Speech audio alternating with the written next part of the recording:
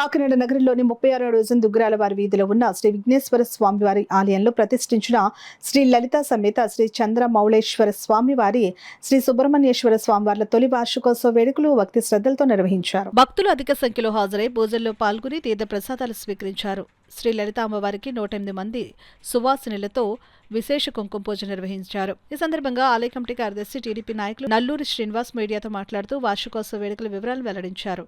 ఈ కార్యక్రమంలో నాయకులు బెజవాడ బాబీ, చిల్లా రమణారెడ్డి, అమలకంటి సూర్యప్రకాష్, నల్లమిల్లి వెంకటరెడ్డి, మండవిల్లి వెంకన్నబాబు, నున్న ఈశ్వరరావు, సాధనాలి శ్రీనివాస్, సలాది సుబ్బారావు, వరడ సుబ్బారావు, కరి నాగభూషణం, గండి వెంకటరమణ, వెన్నపు రామగోవింద్, వెన్నపు కుమారి, నల్లూరు తులసి, మండవిల్లి శ్రీదేవి, గుడిమెట్ల తులసి, దేవి వెంకటరత్నం తదితరులు పాల్గొన్నారు.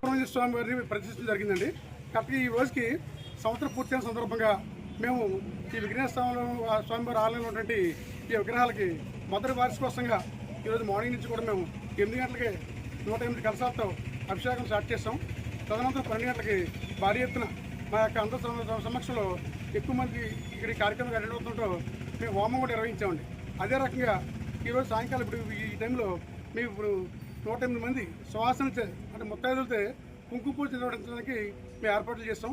ఈ కార్యక్రమం చాలా చక్కగా దిగ్విజయం చేసినందుకు మా కమిటీ తరఫున ఈ వార్డు ప్రజలకు, ఈ స్వామివారి భక్తులందరూ కూడా ప్రత్యేక కృతజ్ఞతలు, ధన్యవాదాలు తెలియజేసుకుంటూ ఇదే రకంగా ఇది మొదటి వార్షికోత్సవం.